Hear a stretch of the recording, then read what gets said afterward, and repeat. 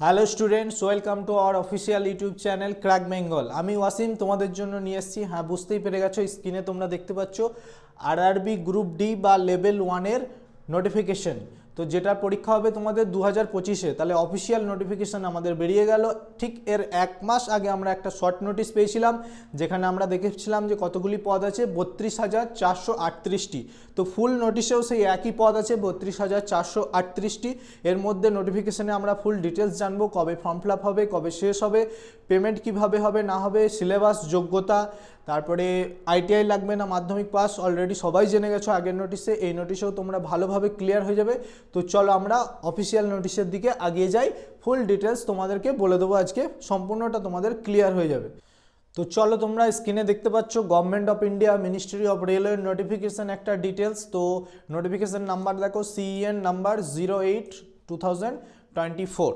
তো চলো আস্তে আস্তে নোটিশের দিকে আগাই। কি বলেছে দেখো, নোটিশ এটা কিসের জন্য, 7th পে কমিশন আছে, দেখতেই পাচ্ছ। তো নোটিশটা দেখো কি বলেছে, যে ডেট অফ পাবলিকেশন কবে, ডেট অফ পাবলিকেশন তোমরা দেখতে পাচ্ছ 22/1/2025। তো 22/1/2025-এর notification. Opening date of time online registration application, মানে কবে থেকে তোমরা অনলাইনে গ্রুপ ডি রেলওয়ের ফর্ম ফিল আপ করতে পারবে, সেটা হচ্ছে 23 তারিখ, মানে 23 জানুয়ারি থেকে তোমরা ফর্ম ফিল আপ শুরু করতে পারবে। ক্লোজিং ডেট কবে, ফর্ম সাবমিশনের ক্লোজিং ডেট হচ্ছে 22 ফেব্রুয়ারি, মানে 23 থেকে 22, এক মাস সময় পাবে তোমরা ফর্ম ফিল আপের জন্য। তাই তোমরা ফর্ম ফিল আপটা এরই মধ্যে করে নেবে। আর হ্যাঁ বলি, তাড়াহুড়ো করে করার দরকার নেই, একটু ধীরে সুস্থে করো, হয়তো এক সপ্তাহ কি 2 সপ্তাহ পর করতে শুরু করো। এর ফলে তোমরা জানতে পেরে যাবে যে কোন পোস্ট প্রেফারেন্সগুলো ভালো হবে কি না হবে, কোন জোন বেটার হবে। একটু জাজমেন্ট করে নিজের মতো তোমরা ফর্মটা ফিল আপ করবে ধীরে সুস্থে। আচ্ছা, পোস্ট প্রেফারেন্সও ইম্পর্টেন্ট, তাই সব কিছু ভেবেচিন্তে তারপরেই তুমি ফর্মটা ফিল আপ করবে। আচ্ছা, date of application, fee payment after closing date, ঠিক আছে, মানে আফটার ক্লোজিং ডেট মানে তোমার ফর্ম ফিল আপ বন্ধ হয়ে যাবে 22 ফেব্রুয়ারি। তারপরে তোমার সময় থাকবে 23 to 24, দুদিন মতো তারপরে এক্সট্রা সময় থাকবে কি পেমেন্ট করার জন্য। তার মানে 22-এ form fill up complete, 24 February তোমার ক্লোজিং ডেট অফ পেমেন্ট। আচ্ছা, date of time for modification window correction in application form with payment of modification fees. আচ্ছা, মানে হচ্ছে তোমার যে ফর্মটা তুমি ফিল আপ করবে, তো সেটাতে যদি তোমার কোনো কিছু ভুল হয়ে থাকে, এক্সেপ্ট, আমি নোটিফিকেশনের দিকে যাচ্ছি, সেখানে বলা আছে এক্সেপ্ট মোবাইল নাম্বার আর ইমেল, আর তার সঙ্গে তোমার কোন জোনে সিলেক্ট করেছো সেগুলো বাদ দিয়ে এক্সেস বাকি কিছু তুমি মডিফিকেশান করতে পারবে। তো মডিফিকেশানের ডেট কবে, মডিফিকেশানের ডেট হচ্ছে দেখো ঠিক 25 ফেব্রুয়ারি থেকে তোমার 6 মার্চ এই পর্যন্ত টাইম দিয়েছে তোমার মডিফিকেশানে। তো মডিফিকেশানের জন্য একটা চার্জ আছে, তাই কেন ভাই মডিফিকেশানের দিকে যাব, আমি ধীরে সুস্থে টাইম নিয়ে ফর্মটাকে ফিল আপ করবো, যাতে আমাকে মডিফিকেশান না করতে হয় ফর্মটার মধ্যে। তো চলো ডিটেলস আরও দেখে নিই কী বলেছে। ডিটেলস এখানে তোমরা দেখতে পাচ্ছ 7th পে কমিশন, আগেই বললাম তোমাদেরকে।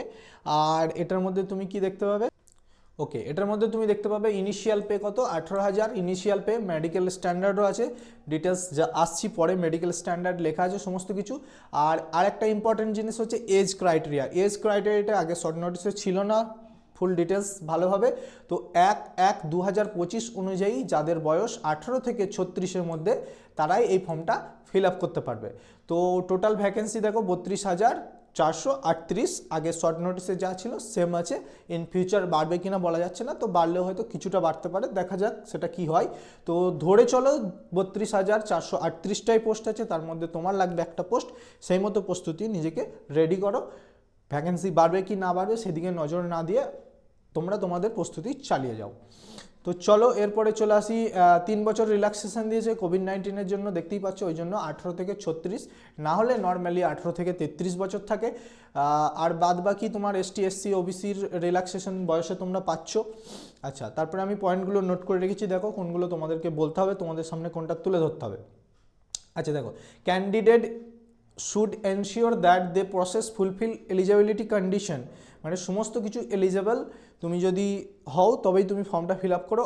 আর একটা জিনিস, the closing date of submission online application 22/2/2025, মানে candidate waiting for final result of prescribe educational qualification whose final result will be declared after the closing date of online submission of application should not apply, মানে যাদের result, মানে ধরো এটা মাধ্যমিক pass requirement, তো মাধ্যমিক pass যারা করেছো, যাদের রেজাল্ট এখনও পর্যন্ত বেরোয়নি, বেরোবে, যে কোনো বোর্ড হতে পারে সেটা অল ইন্ডিয়ার, তো যদি 22/2/2025 আগে রেজাল্ট বেরিয়ে যায় তাহলেই তুমি অ্যাপ্লাই করতে পারবে। যদি রেজাল্ট এখনও না বেরোয়, রেজাল্টের জন্য ওয়েটিং করে আছো, 22-এর পর থেকে যদি রেজাল্ট বেরোয় কোনো বোর্ডের, তাহলে তোমরা অ্যাপ্লাই করতে পারবে না। তো রেজাল্ট মাস্ট 22-এর আগে বেরিয়ে যাওয়া চাই, তারপরেই তোমরা অ্যাপ্লাই করতে পারবে। আর যারা তো মাধ্যমিক অনেক আগে দিয়ে দিয়েছো তাদের গল্প শেষ, তারা সবাই অ্যাপ্লাই করতে পারছো অলরেডি, কোনো ব্যাপার নেই।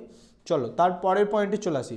Candidate should have their own mobile number, মানে একটা নির্দিষ্ট মোবাইল নাম্বার থাকতে হবে, সেটা ক্যান্ডিডেটের নিজের হোক বাড়ির হোক, যেটা যেন সবসময় তোমার কাছে থাকে, কারণ ইন ফিউচার ওটার মাধ্যমেই তোমাদের বিভিন্ন মেসেজ বা ওটিপি এটার মাধ্যমেই মেনটেন হবে। তাই একটাই মোবাইল নাম্বার যেন ফিক্সড পার্মানেন্ট থাকে আর অ্যাক্টিভ থাকে, আর একটা ইমেল আইডি চেয়েছে যেটা সবসময় অ্যাক্টিভ থাকবে, যেটার মাধ্যমে আরআরবি তোমার সঙ্গে সবসময় কমিউনিকেশন করতে পারবে। তো এই দুটো মাস্ট ইম্পর্ট্যান্ট, কারণ এই দুটো আমি বারবার বলছি যে এই দুটোই ইম্পর্ট্যান্ট এই জন্য, কারণ এগুলো চেঞ্জ করতে পারবে না পরে, এটা তোমাকে ফিক্সড রাখতে হবে একটা নিজের জন্য। তো চলো নেক্সট পয়েন্ট কি বলেছে দেখি। নেক্সট পয়েন্ট হচ্ছে তোমার এজ লিমিট 1/1/2025। তো চলো নেক্সট হচ্ছে দেখো, হ্যাঁ, during the online application candidate will be asked to create an account. যারা নতুন অ্যাপ্লাই করছো তারা ক্রিয়েট অ্যান অ্যাকাউন্ট করে অ্যাপ্লাই করতে হবে তোমাদেরকে। তো সেখানে তোমরা যে কোনো ওয়েবসাইটে যাবে, তোমরা আরআরবি যে জোনে যাবে সেই জোনটা ওয়েবসাইটে তোমরা এন্ট্রি করবে, এন্ট্রি করার পর সেখানে দেখতে পাবে ক্রিয়েট অ্যান অ্যাকাউন্ট। যারা নতুন আছে একমাত্র তারাই করবে, যারা পুরনো তাদের ক্রিয়েট অ্যান অ্যাকাউন্ট করার দরকার নেই, তোমরা সেখানে লগ ইন করবে ডাইরেক্ট। তো যারা পুরনো বলতে কি, যারা ধরো এএলপি বলো বা জুনিয়র ইঞ্জিনিয়ার বলো বা তোমার এনটিপিসি বলো, যেগুলো ফিল আপ করে রেখেছো তাদের ক্ষেত্রে ক্রিয়েট অ্যান অ্যাকাউন্টের প্রয়োজন নেই, তারা পরবর্তী স্টেপ থেকে করবে। আর মোবাইল নাম্বার ইমেল আইডি সবসময় বলেই দিয়েছে দেখো, নো চেঞ্জ, ঠিক আছে, ক্যান নট বি মডিফাই। তারপরে দেখো কি বলেছে, after the submission of online applications if A candidate wishes to further modify, change or correct any details except details fill in create an account for including email and mobile number and chosen railway। Actually তোমাকে মানে যখন create an account করো তখন তোমাকে mobile আর email ID দিয়ে দিতে হয়, তাই বলেছে ক্রিয়েট অ্যান অ্যাকাউন্ট করার সময় যে ডিটেলসগুলো দেবে সেগুলো তোমার ফার্দার মডিফাই বা চেঞ্জ হবে না। সেগুলো বাদে বাকি যা কিছু চেঞ্জ হবে তার জন্য একটা ফিজ লাগবে, যেটা হচ্ছে 250 টাকা, যেটা নন রিফান্ডেবল, এটা কোনোভাবেই রিফান্ডেবল হবে না। বাদ বাকি যেটা পরীক্ষার জন্য এক্সাম ফিস দেবে, তোমরা যদি পরীক্ষায় বসে থাকো তাহলে তোমাদের সেটা রিফান্ডেবল আছে, বাট মডিফাইয়ের জন্য যে ফিসটা তোমরা পে করবে সেটা রিফান্ডেবল নয়। তাই আমি বলছি ধীরে সুস্থে 1 সপ্তাহ 2 সপ্তাহ টাইম নিয়ে তবেই ফর্মটা ফিল আপ করো, আর খুব ভালোভাবে ধ্যান দিয়ে ফিল আপ করবে যাতে ভুল না হয়। তারপরে পয়েন্টটা দেখো, আফটার 6/3/2025 মানে 6 March RRB shall not entertain any representations for modifications of the information furnished in the application। মানে এই 6/3/2025 মানে 6 মার্চের পর আর কোনোভাবেই কোনো রকম সুযোগ দেবে না মডিফাই করার জন্য, বা যার ভুল হচ্ছে তারা 6 মার্চের মধ্যে মডিফাই করে নেবে। 25 ফেব্রুয়ারি থেকে 6 মার্চের মধ্যে তোমরা মডিফাই করে নেবে। তো চলো নেক্সট পয়েন্ট কি বলেছে দেখি। নেক্সট পয়েন্ট হচ্ছে স্টেজ অফ এক্সাম কীভাবে হবে। The exam shall B a single stage computer based test, মানে সিবিটি যেটা বলে সেটা হচ্ছে কম্পিউটার বেসড টেস্ট। তো আমরা জানি সবাই কম বেশি যে রেলের গ্রুপ ডি একটা স্টেজেই পরীক্ষা হয়, ফার্স্ট হচ্ছে সিবিটি, তারপরের স্টেপ যেটা আসে সেটা হচ্ছে আরেকটা জিনিস নোট করে নাও এখান থেকে, বলছে railway administrations how ever reserve the right to conduct CBT in the either single or multi stage mode. মানে আগেই রেলওয়ে বলে রাখছে যে যদি আমরা প্রয়োজন মনে করি তাহলে আমাদের সেই রাইটটা আছে, আমরা সিবিটি 2ও করতে পারি, মাল্টি স্টেজ সিবিটি টেস্ট। মানে ওরা আগেই নোটিশে বলে দিচ্ছে যদি ওরা স্টেজ 2 করে বা সিবিটি 2 করে তাহলে আমাদের তরফ থেকে কিছু আর করার নেই, যেহেতু এখানে ওরা নিজেদের রাইটটা নিজেরা এখানে নোটিফিকেশানে লিখে দিচ্ছে যে আমরা চাইলেও করতে পারি, কিন্তু ধরে রাখো হবে না, সিবিটি 1ই হবে, একটাই হবে। তো তারপরে আমাদের চলে যাবে পিইটি মানে ফিজিক্যাল এফিসিয়েন্সি টেস্ট। তাহলে প্রথমে সিবিটি, তারপরে হচ্ছে ফিজিক্যাল টেস্ট, তারপরে ধরো তোমার ডিভি ডকুমেন্টস ভেরিফিকেশন, তারপরে একটা মেডিকেল ভেরিফিকেশন। তো তাহলেই তোমার কমপ্লিট। আচ্ছা, তারপরে দেখো শর্ট লিস্টিং ফর পিইটি মানে physical efficiency test. Short listed করা হবে মানে যারা সিবিটি 1 দেবে, সিবিটি 1 ক্লিয়ার করবে, তারা চলে যাবে ফিজিক্যাল এফিসিয়েন্সি টেস্টে মানে নেক্সট স্টেপে। তো ফিজিক্যাল এফিসিয়েন্সি টেস্টে কতজন ডাক পাবে, এখানে লিখেছে 3 টাইমস। তার মানে তোমার ভ্যাকেন্সি আছে 32,000, আমার লিখতে একটু অসুবিধা হচ্ছে, 32,438টা ভ্যাকেন্সি আছে, সেখান থেকে 32,438টা ভ্যাকেন্সি আছে, তার 3 গুণ ডাকবে। তার মানে হিসাব করে নাও 32,438 ইন্টু 3, এতজন তোমরা ডাক পাবে ফিজিক্যাল এফিসিয়েন্সি টেস্টের জন্য। তো তারপরে শর্ট লিস্টিং ফর ক্যান্ডিডেট ডিভিতে হবে 1:1 রেশিওতে ডিভি হবে, ডকুমেন্ট ভেরিফিকেশন। আর পরীক্ষার জন্য দেখো নেগেটিভ মার্ক থাকছে 1/3, 3টে ভুল হলে 1 নাম্বার কাটা যাবে, এটা হচ্ছে তোমাদের পরীক্ষার নেগেটিভ মার্কস। তো চলো তারপরে স্টেপ কি বলেছে দেখি। তারপরে বলেছে candidate should enter their name, মানে ক্যান্ডিডেটের নিজের নাম, father's name, date of birth as recorded in the SSLC বা matriculation certificate only. However, candidate with ITI NSC qualification alone can enter these details as per ITI বা NAC certificate. মানে তোমাদের মাধ্যমিকের যে সার্টিফিকেট আছে সেখানে তোমার যা নাম আছে, ফাদার্স নেম বা date of birth same to same put করবে যাতে ভুল না হয়। আচ্ছা চলো তারপরে পয়েন্ট কি বলেছে দেখি। তারপরে পয়েন্ট বলেছে দেখো প্রেফারেন্স অফ পোস্ট, এটা আমি তোমাদেরকে নোট করে রেখেছি এই জন্যই, কারণ প্রেফারেন্স অফ পোস্ট মানে কি পোস্ট তোমরা প্রেফারেন্সের মধ্যে রাখবে আর কোন কোন জোনে করবে, এটা আমি তোমাদের পরের ভিডিওতে জানাবো। সেখানে আমি step by step form fill up দেখিয়ে দেবো, সেখানেই করার সময় তোমাদের দেখিয়ে দেবো যে কোন জোনে কত পোস্ট বেশি আছে না আছে কম আছে, তার সঙ্গে পোস্ট প্রেফারেন্স তোমাদের একটু বুঝিয়ে দেবো, ক্লিয়ার করে দেবো। বাকি ডিসিশন তোমাদের, কিভাবে তোমরা ফিল আপ করবে, কোন জোনে ফিল আপ করবে। তো চলো নেক্সট পয়েন্ট কী আছে দেখি। নেক্সট পয়েন্ট হচ্ছে মেডিকেল স্ট্যান্ডার্ড, যেটা বললাম মেডিকেল অনেকগুলো স্ট্যান্ডার্ড আছে দেখো, A2, A3, B1, B2, C1, C2 এতগুলো আছে। সাইডে সমস্ত কিছু লেখা আছে, ডিস্টেন্স ভিশন লেখা আছে, নিয়ার ভিশন লেখা আছে, সমস্ত কিছু ক্রাইটেরিয়া পাশে লেখা আছে। যে ক্রাইটেরিয়াতে পড়ছো সেভাবে মেডিকেল তোমার টেস্ট হবে। চলো আর ন্যাশনালিটি ইন্ডিয়ান, অবশ্যই দেখতেই পাচ্ছ ন্যাশনালিটি ইন্ডিয়ান। আচ্ছা তারপরে এজ লিমিটের জায়গায় আসি। এজ লিমিট হচ্ছে তোমার prescribe age in normal course, মানে বেসিক্যালি তোমার 18 থেকে 33 বছর থাকে এটার জন্য, কিন্তু এবার কোভিড-19 জন্য 3 বছর বাড়িয়ে 18 থেকে 36 করেছে, আগেই বললাম প্রথমেই। তারপরে চলে আসি এজ রিল্যাক্সেশন, দেখতেই পাচ্ছ ওবিসিতে 3 বছর, ST SC 5 বছর, এগুলো যেরকম থাকে নর্মালি সেরকমই আছে, কিছু চেঞ্জ হয়নি। আচ্ছা এখানটা একটা জিনিস লক্ষ্য করো, upper limit of date of birth আর lower limit of date of birth, মানে আপার লিমিট তোমার কত হবে, এখানে ইউআরদের ক্ষেত্রে দেখে নাও তাহলে বুঝে যাবে, 2/1/1989 থেকে তোমার 1/1/2007 মধ্যে যারা আছো তারাই ফর্মটা ফিল আপ করতে পারবে। সেক্ষেত্রে ওবিসির কি বলেছে দেখো, ওবিসির 2/1/1986, মানে আরও 3 বছর বেশি পাচ্ছ। সেক্ষেত্রে 1/1/2007 যারা আছো এর মধ্যে যে বয়সের ব্যক্তিরা বা পুরুষেরা মহিলারা যারা আছো তারা এই ফর্মটা ফিল আপ করতে পারবে। আর SC STদের ক্ষেত্রে 2/1/1984 থেকে 1/1/2007 মধ্যে যারা আছো তারা এই ফর্মটা ফিল আপ করতে পারবে।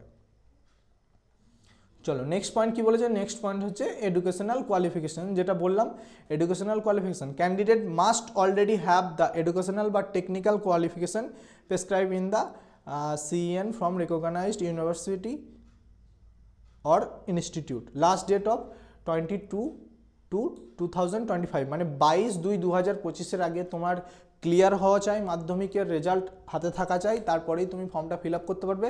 22-এর পর 23 চলে গেলে তুমি এটা ফিল আপ করতে পারবে না, মানে ওয়েটিং রেজাল্ট কোনোভাবেই ফিল আপ হবে না।